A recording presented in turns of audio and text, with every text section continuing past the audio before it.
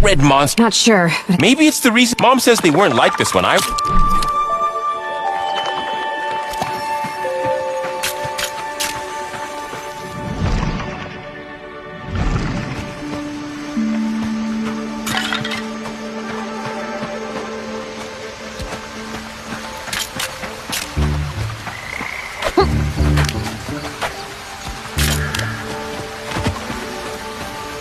Whoa, watch out for fishies!